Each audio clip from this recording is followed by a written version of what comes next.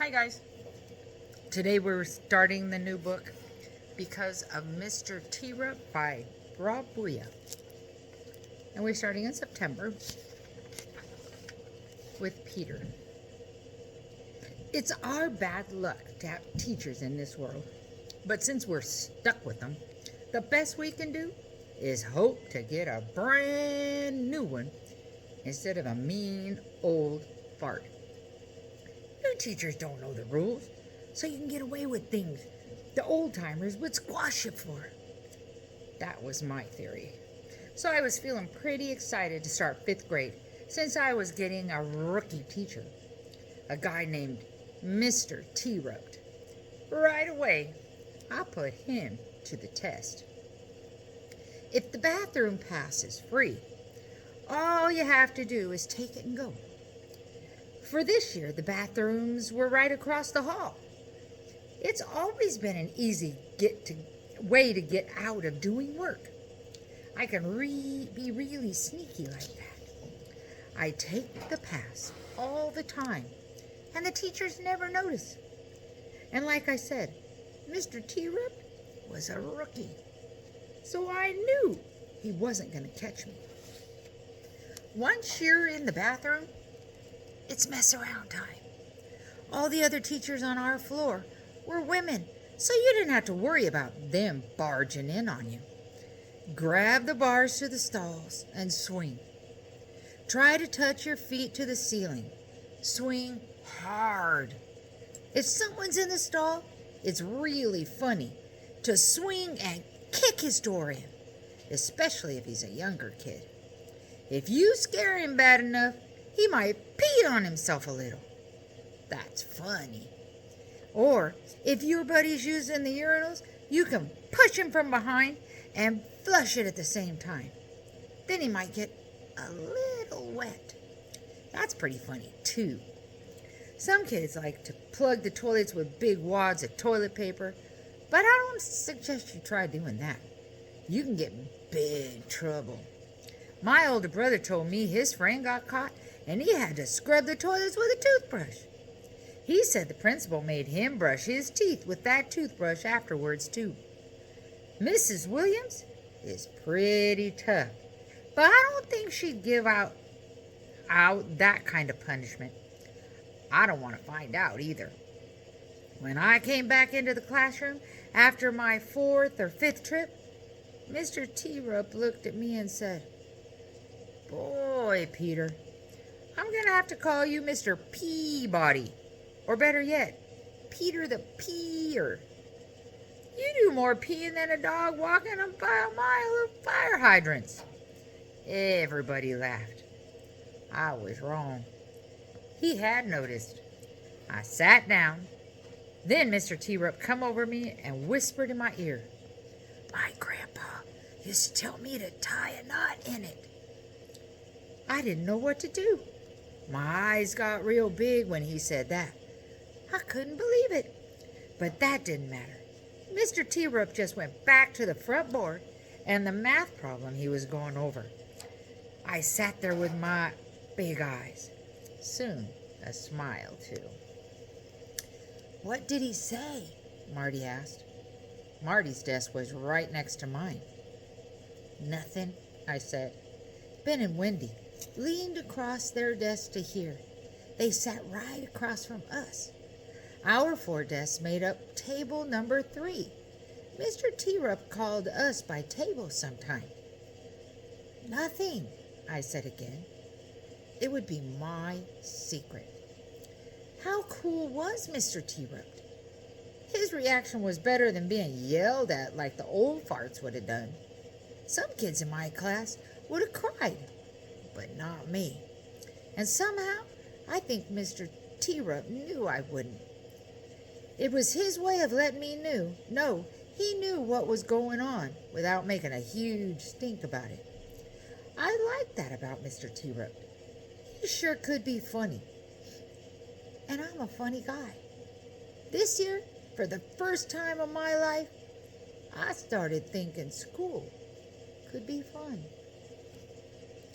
Jessica. Act 1, Scene 1. The first day of school, I was nervous, somewhat. The sweaty palms and dry mouth syndrome struck. This wasn't surprising after all. I was coming to a brand new place.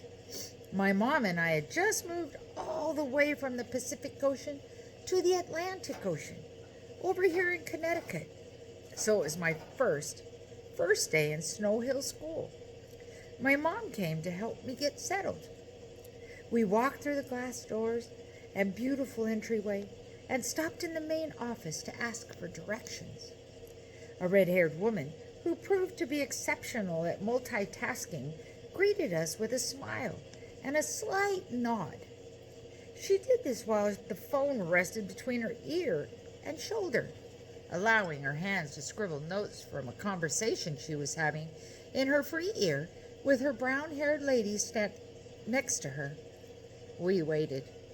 My fingers dug into the hard cover of my book. "Hi, I'm Mrs. Williams, the principal." This was the brown-haired lady speaking. She looked serious, all decked out in her business suit. "Welcome to Snow Hill School. Can I help you with something?" "We're looking for Mr. Terupt's room," Mom said. "I'm Julie Reitman, and this is my daughter, Jessica. We're new in town." "Oh, yes. It's a pleasure to meet you both. Let me show you the way." Mrs. Williams led us out of the office. I glanced at the secretary one more time. She'd be a great character in one of Dad's plays, I thought. My dad directs small plays in California, where I still want to be. "How are you today, Jessica?" Mrs. Williams asked. "Fine," I said, although that wasn't really true. We followed Mrs. Williams across the lobby and upstairs in search of my new fifth-grade classroom. The halls smelled stuffy but clean, like they'd just been disinfected. I wondered if the custodians had done that on purpose, to make a show of how clean their school was. I followed Mom down the blue speckled carpet and past the rows of red lockers where some kids were already unloading new supplies. I could feel all their eyes studying the new girl in town. After the stares came the whispers. My face burned. "Here you are," Mrs. Williams said. "This is your floor. There are 4 classrooms up here, all 5th grade. 2 on each side of the hall with the bathrooms right in the middle." Mrs. Williams pointed as she spoke. "That's your classroom," she pointed again. "Room 202. Have a good first day." "Thank you," Mom said. I just nodded. Act 1, Scene 2. We walked into the classroom. The teacher looked up from his desk and smiled at us.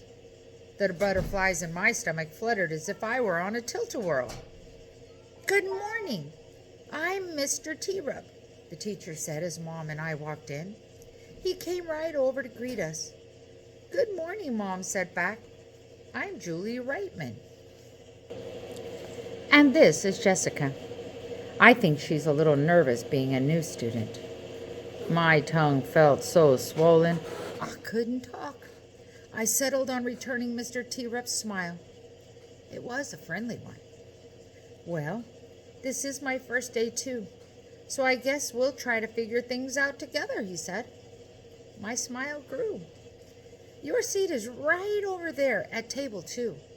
You're with Natalie, Tommy, and Ryan. Being near the window should give you some good reading light. That's a great book you have there, Jessica." I looked down at my book. A Wrinkle in Time. I rubbed my hand over the cover. "I really like happy endings," I said. "Me too," Mr. Terupt said. "I'll do my best to give you a happy ending this year." I smiled again. I couldn't believe it. My teacher was new, too, and he liked what I was reading. I don't know why, but somehow he made my butterflies disappear and my tongue shrink. things were going to be okay. Luke. I like school. I'm good at it. I get all A's. So when Mr. Terupt announced our first math project, I was excited. Dollar words was crazy. Definitely not a worksheet problem like all the others I've ever been given. Not even close. We had to assume that the letter A was worth 1 cent, B 2 cents, and C 3 cents, and so on, making the letter Z worth 26 cents. The challenge was to find words that equal $1 when you add up their letter values. Not 99 cents or $1 and 1 cent, but $1 exactly. Mr. Terupt gave us time to get started. He wanted to make sure we understood the project, and he said he wondered who would be the first one to find a dollar word. I immediately made a data table of all the letters and their corresponding values. A quick reference for me. Then I started putting down any word that came to mind that had some of the bigger letters in it. Pretty equaled 104. Walnut equaled 91. Just tack on the letter S. Misters equals 103. No good, but very close. I figured this would still be a worthwhile strategy for other words. So there I was, cranking out words, trying to find the first dollar word of the year. When what do I hear? Peter and Alexia. This is the 4th year Peter's been in my class, and my 3rd time with Alexia. Peter's funny, but sometimes he gets to be too much. If I'm concentrating on my work and he just wants to joke around, it annoys me. But I like him. He's fun, and he's no stranger to trouble. Alexia, on the other hand, is always involved in some girl war. That stuff I don't get. She loves to wear flashy clothes, dresses, skirts, fancy shoes, and she's always has the accessories to go with them. And she says the word like way too much. Alexia isn't a stranger to trouble, though. She and Peter are a good match. Peter elbowed Alexia. Then I heard him whisper a word to her. That's not even close to $1, I thought. 53, Alexia said. No good. Try. Were they crazy? They were trying out rude words and giggling the whole time. I just knew they were going to get caught. That's no good either, Peter said. Maybe. What a butthead. As soon as I thought it, I knew it was a word worth calculating. Sure enough, butthead equaled 81. I tacked on the S. There wasn't just one butthead, but 2 buttheads. Dollar word. I was just about to call out that I had found one when Peter beat me to it. I got a word, he yelled. Buttocks. He strutted to the board like he was the coolest thing since sliced bread and wrote it for the class. Buttocks, he said. Buttocks. Peter went on to demonstrate how the word added up to $1. But Mr. Terupt didn't interrupt. Just as I was about to, the new girl did. Buttocks is spelled with a K in it, Peter, Jessica said. Peter looked to Mr. Terupt. Sorry, Peter. She's right. Better try again. And maybe you should choose a different type of word than the ones you've been coming up with? Peter slunk back into his seat. No surprise to me. Mr. Terupt knew what Peter was up to the whole time. I raised my hand. Mr. Terupt, I've got one. I walked up to the board and wrote butthead.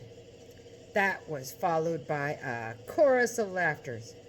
Butthead, I said. Butthead adds up to 81 cents. But if we have more than one, then we get butt heads. And butt heads is a dollar word. Just ask Peter and Alexia. Mr. Terupt snickered. That's enough, Luke. I must say, isn't a word I was expecting, but nonetheless, it's our first dollar word. Congratulations. Dollar Words was the best math project ever. We started it on Wednesday, dollar word, and worked for 3 weeks. Through trial and error, a few strategies that I learned along the way, and some helpful hints from Mr. Terupt, I broke the record for the most dollar words. My final poster was covered with 54 of them. Mr. Terupt looked at my work and smiled. Luke, this is excellent. Dollar word. You are the dollar word champ. Alexia. I was like, I have this new guy for a teacher. That's so cool. Mr. Terupt was nice. He let us sit in tables, not rows. I was like, no way. Are you serious? And like, the best was I got to sit with my friend Danielle. But there was this new girl in our class, Jessica. She wasn't at our table. But I needed to talk to her. I needed to tell her who she could be friends with. She seemed like she could be pretty cool, even though she carried a book around like it was a teddy bear. I found her at recess. Outdoor recesses held behind the school. There's a big blacktop area and with basketball hoops and hopscotch. There's playground equipment in another spot and a large field for running around and playing sports like kickball or football. That's where the gazebo is too, by the edge of the field. I found Jessica sitting alone on the steps of the gazebo. She was reading a book. I was like, what a loser. But I went up to her. Hey, I said. Hi, she said back. You're Jessica, right? Yes. I blew a bubble with my gum and sat down. I'm Alexia, I said. My friends call me Lexi. I found the compact mirror in my purse and checked my rock star purple lip gloss. Then I was like, where'd you come from? We moved from California, the new girl said. I used to live in California too.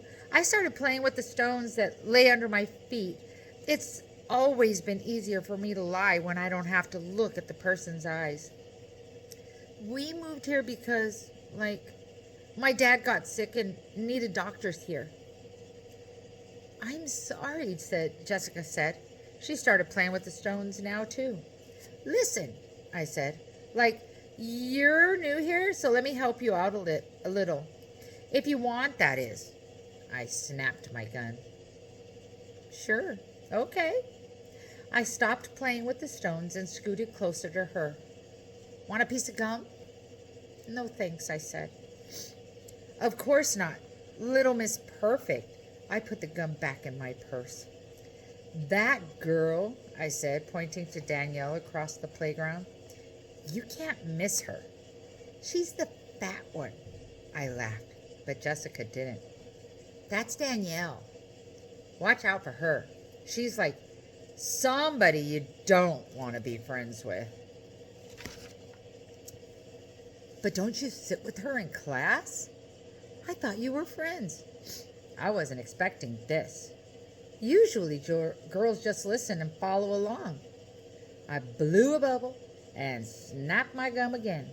Yeah, she used to be cool. But she's been saying stuff about you. Calling you Miss Goody Two-Shoes and a snotty bookworm.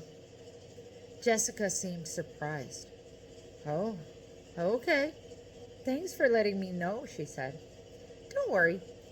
I put my arm around her. Stick with me and I'll, help you out. It'll be great. Then recess ended. That's how I got the girl war started. Jeffrey. The kids in my class are all right. I have to deal with Alexia again. Put her feather boas and leopard print clothes and her stupid purse. I wonder what kind of makeup she puts on this year. She's so dumb. She thinks she's a Hollywood star or something. Then there's Luke. I don't mind him. He's just smart and serious about school.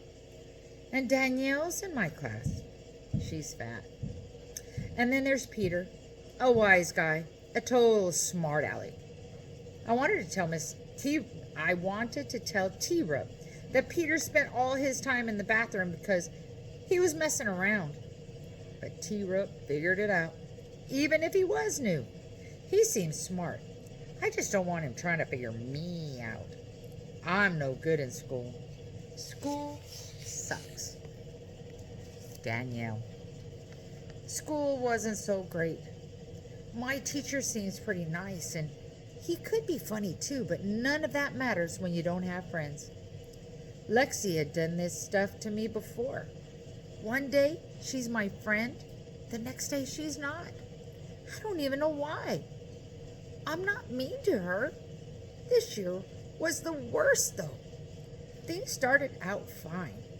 Then, one day after recess, Lexi started ignoring me, pretending I wasn't there.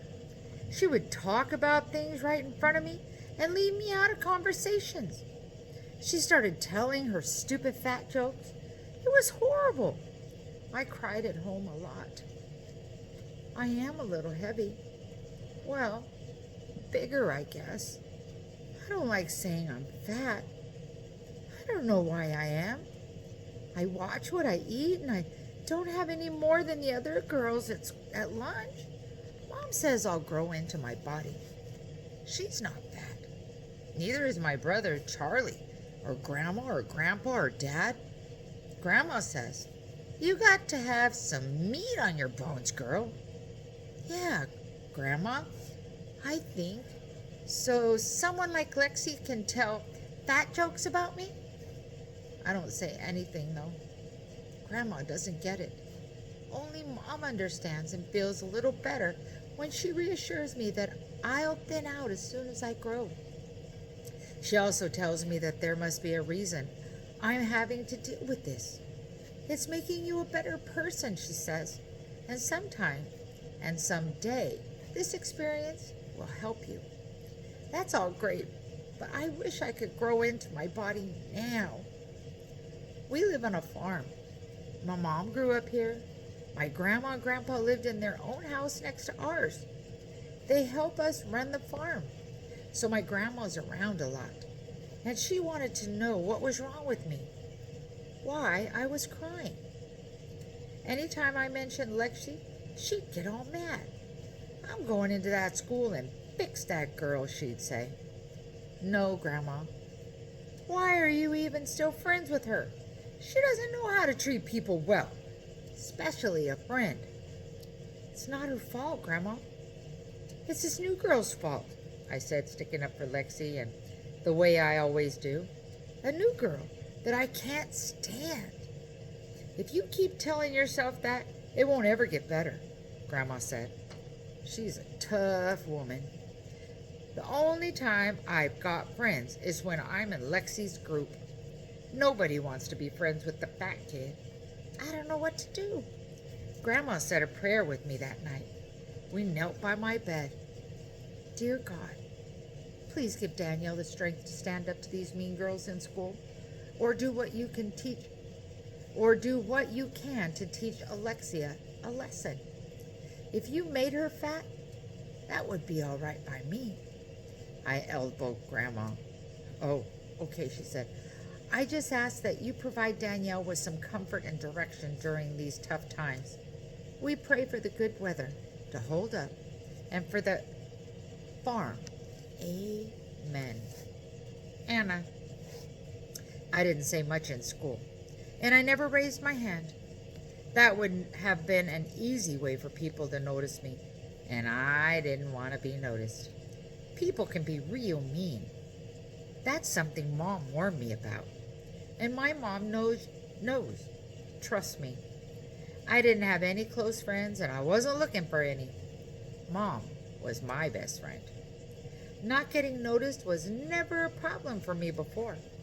I was always quiet and I behaved, so the teachers left me alone. I kept my head down, and looked at the floor a lot. But I'm a good observer. Mrs. Williams, our principal, winks whenever there's some big surprise coming.